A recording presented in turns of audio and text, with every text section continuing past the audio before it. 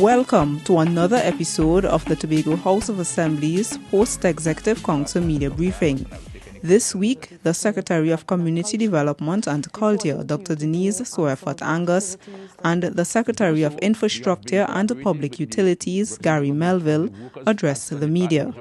The junction of Chauvin and Milford Road, which has always been a very difficult intersection for motorists to maneuver, now has a traffic management tool.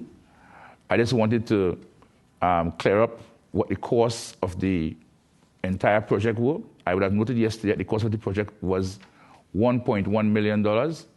That includes $600,000 plus for the lights and an additional $500,000 for associated works, including drainage, sidewalks, paving, that were required to make the intersection fully functional.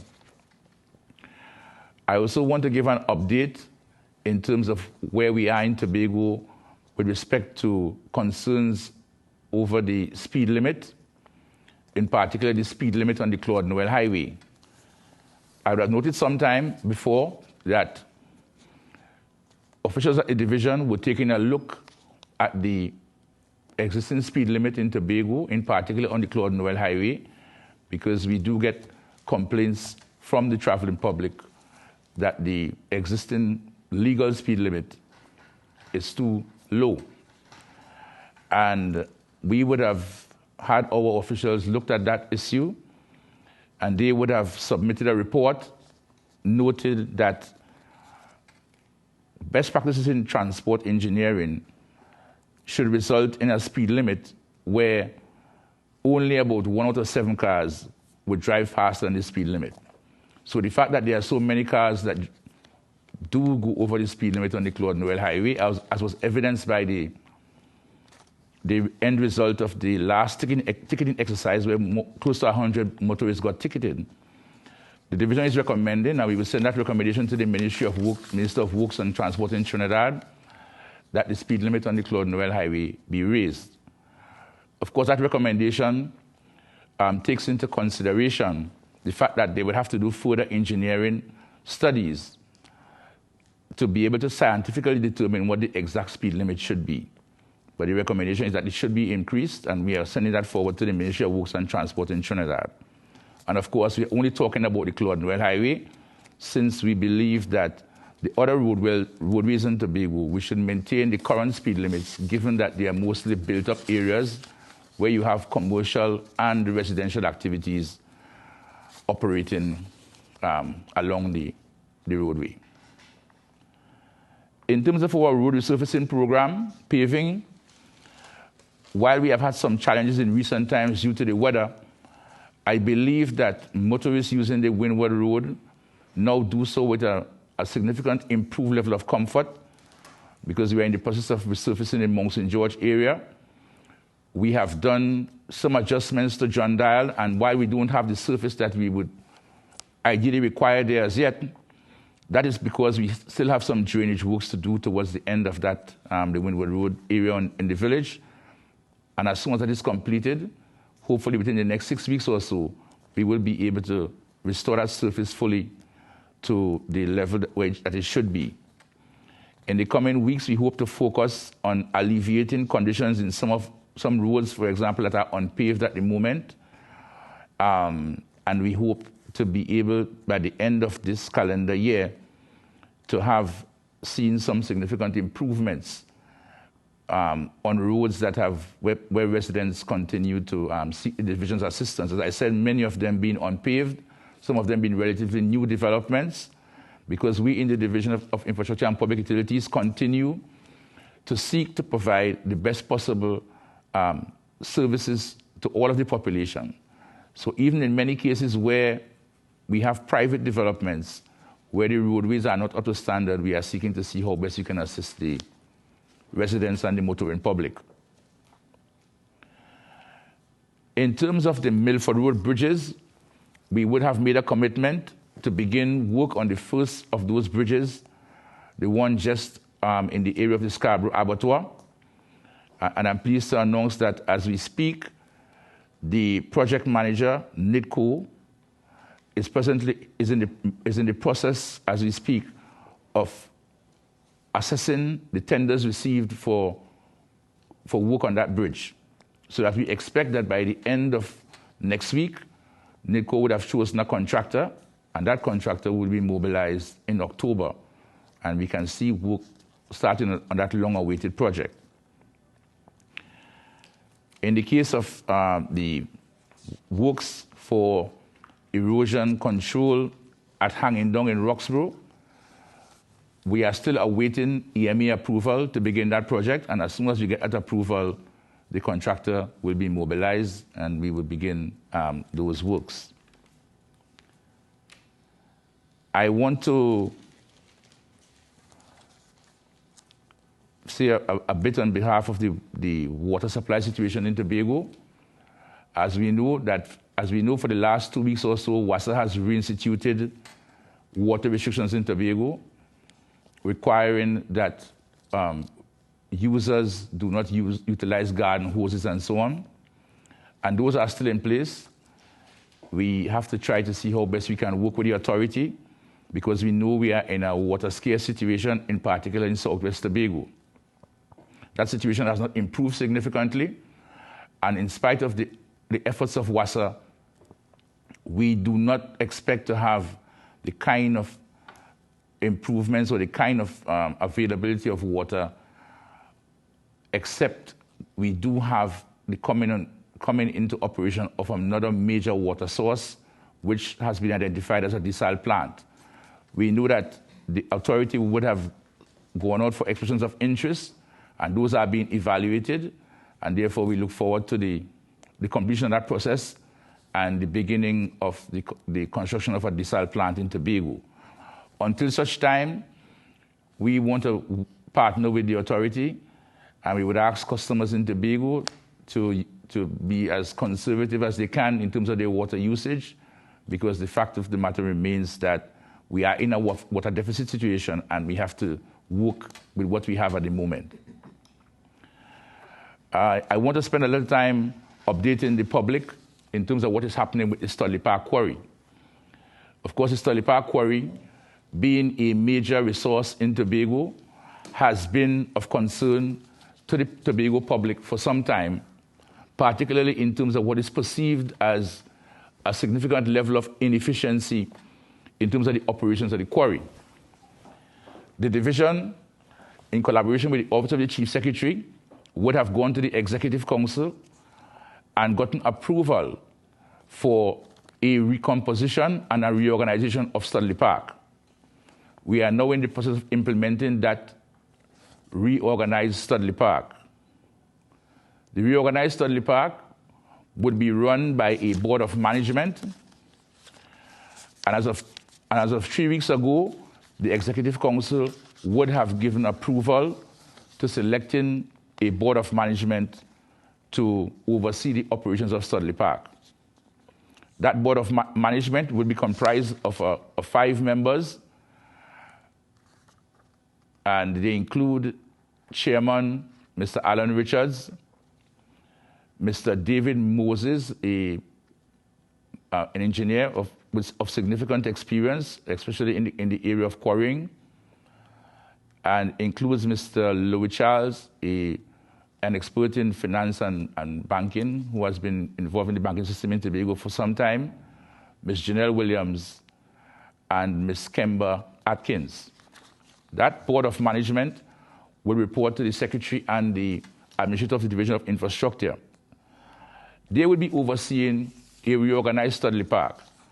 That reorganization involves a new organizational structure, creation of new positions and new jobs in Studley Park towards making Studley Park more efficient. So that assessment would have been done over the period, and they would have come up with an organizational structure that would result in a better state of operations at Studley Park. We hope to begin implementing that new structure within the next month or so. To do so, we have been collaborating with the representative of the workers at Studley Park, the majority of workers at Studley Park, the NUGFW, because we we intend to begin that process by redeploying the current staff at Studley Park. In other words, we will utilize them in other areas of operations of the division. We have been working with the union in that regard, and we are just finalizing those details because it has been done jointly. There is going to be no current worker at Studley Park will lose their employment or any benefits, and those workers who have the aptitude and attitude to operate within the new structure will have the opportunity to compete for those positions. So that's one aspect of it. We'll have a new structure. It's going to be a tighter structure. It's going to involve less persons. And certainly the focus would be upon having skilled and competent individuals carrying out these functions. So that very shortly, we should see advertisements in the newspaper for the filling of vacancies within the new arrangements at Studley Park. As part of the reorganization process, we will get funding from the Division of Finance to clear up any existing debts at Studley Park, as well as seed capital to treat with the upgrade and repair of equipment and the sourcing of new equipment relevant to an improved set of operations at Studley Park. In the end, we expect Studley Park to be able to provide aggregate materials to the people of Tobago in a much more efficient manner than at present. In other words, customers who want to buy material should be able to go there and get the material immediately. We expect that also to be done at a more reasonable cost to the public.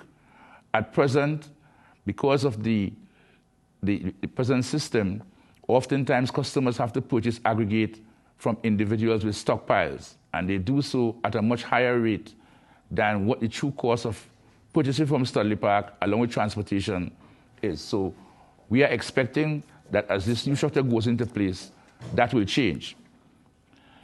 The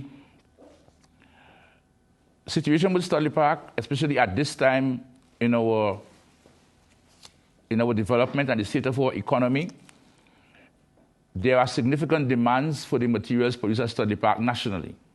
There are a number of large construction projects in Trinidad, and we have been mandated to be able to provide materials for those projects, as against what normally occurs where in many instances, those materials are imported from other parts of the Caribbean and even as far as Canada. So that the upgraded Studley Park is really an attempt to also meet this demand. Meeting this demand will generate significant amounts of revenue for Studley Park and by extension for the Assembly and the people of Tobago. So that we will also be involved in cooperation with the private sector to be able to harvest the quantity of materials required for the meeting of this demand. And therefore, within the next 3 months or so, the output at Studley Park should be increased significantly. Very shortly, the division would introduce the new Board of Management of Studley Park and provide to the Tobago public much more significant detail in terms of the way forward with the new Studley Park. Part of that transformation will be the construction of an improved jetty facility at Studley Park to facilitate the shipping of increased quantities of materials from Studley Park into the national markets. The uncertainty in the country, being an oil and gas-driven economy, has certainly propelled us into ensuring that we find other ways of diversifying the economy. Certainly the creative sector has been looked at as one of those areas that has to take up a greater responsibility in contributing to the GDP. And so it is in 2014 that the division took the decision to place emphasis on the further development of the fashion industry that is off of the stage. We would have invested a lot in supporting many of the designers as they took part on runway fashion shows. But in 2014, we took it to another level by developing an incubator program, a program that from the summer camp stage, where we actually have a camp during the summertime for children, and then having an open call for designers where we support those designers not just in exposure at an international level, but also in support in assisting with producing in large numbers their designs. And that certainly took us into another area, given the fact that we would not have had this support on the island in terms of assisting the designers to produce in the quantities needed. And therefore, we sought production houses. We were able to look at some of those in Colombia that have been able to satisfy the desires of the designers in terms of where they want to see their products. And therefore, additionally, these designers, some of them would have visited Tokyo last year, but this year their designs will be shown there, although many of them are not attending, in addition to being shown elsewhere, and having a buyer's market in Tobago. So this is all part of the cycle that we have developed since 2014 and have continued to work on. And as such, this year, Fashion Fundamentals 2016, this is the 4th edition of the Culture Camp for participants 13 to 17 years old, and the 2nd edition of Fashion Fundamentals, the technical camps for participants 18 years and over. Last year we found that with the designers in the field that we needed to start developing persons with the technical capacity to support them. And that is why the technical camps for the 18 years and over was instituted. The aim of the Culture Camp is to introduce partisans the management and design elements of the fashion industry so they can make informed career decisions before choosing subjects, not upon subjects after exiting secondary school. The aim of the technical camp, as I said, is to assist interested participants in focusing and streamlining their fashion design business or potential fashion designs so that they can meet international standards.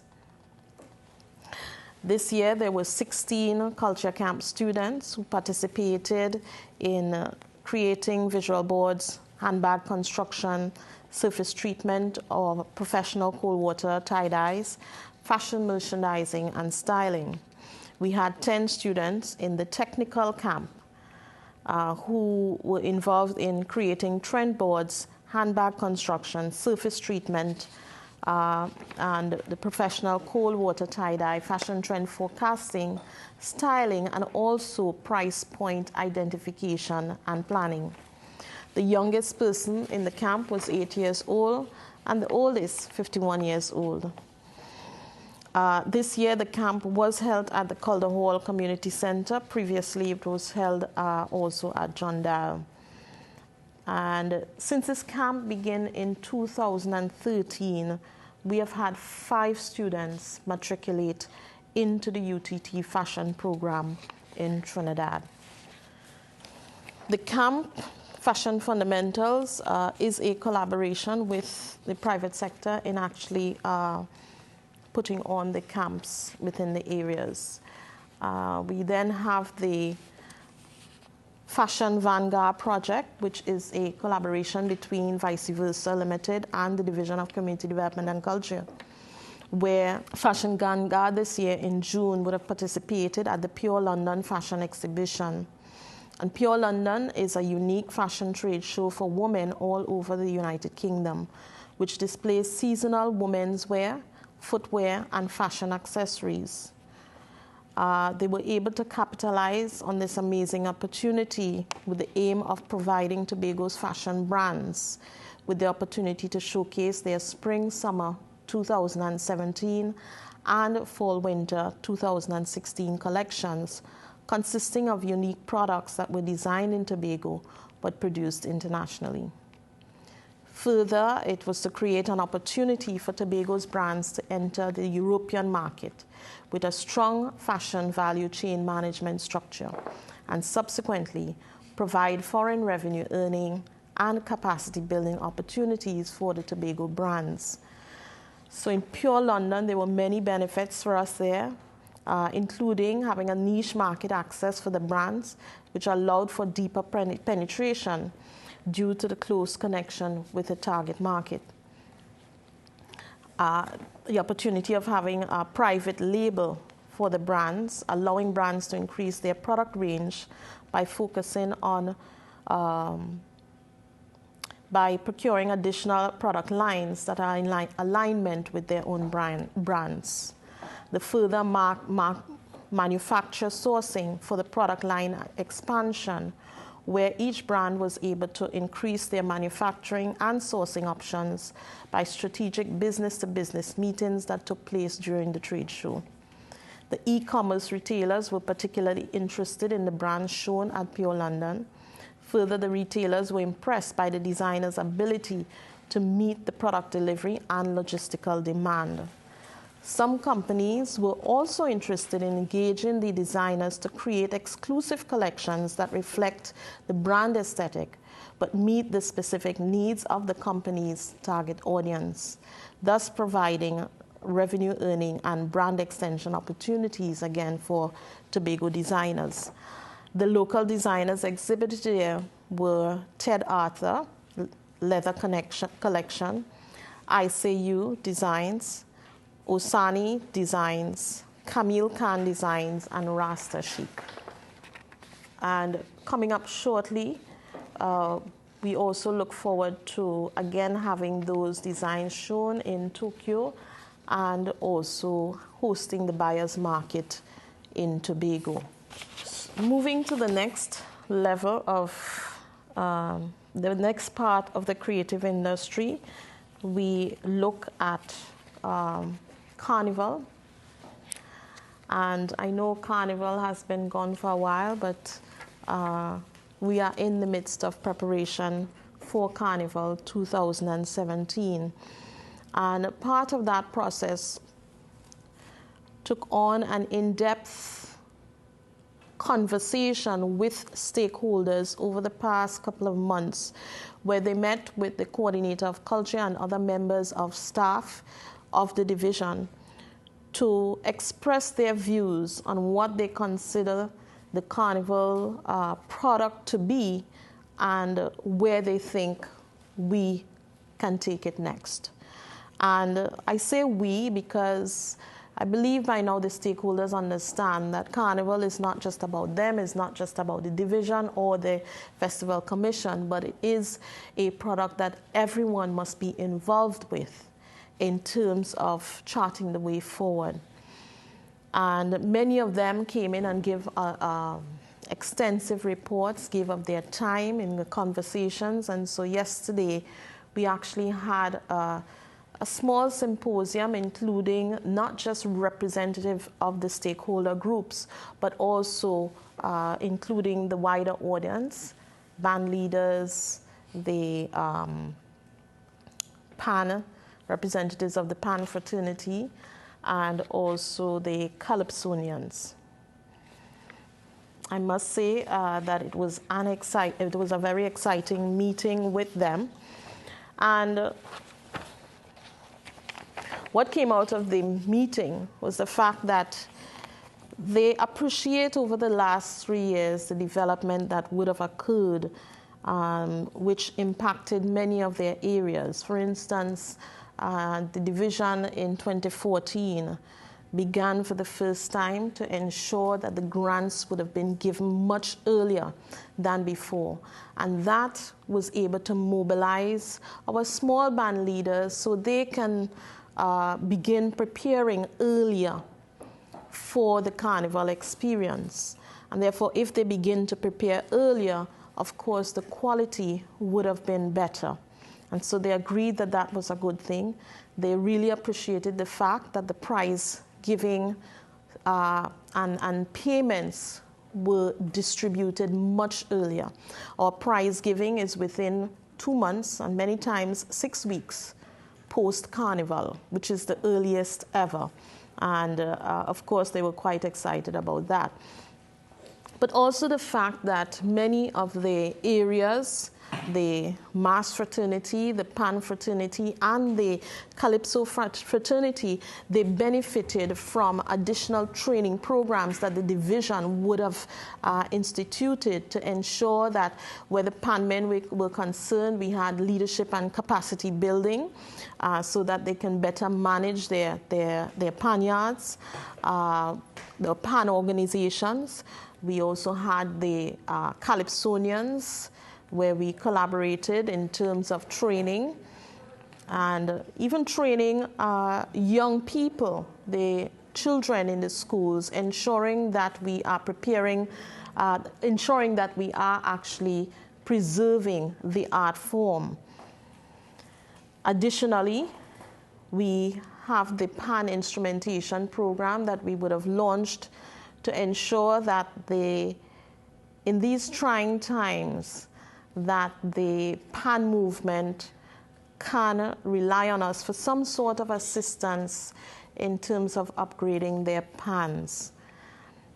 And of course, our support for the unattached Calypso tents to ensure that they can continue their community Calypso programs during the season.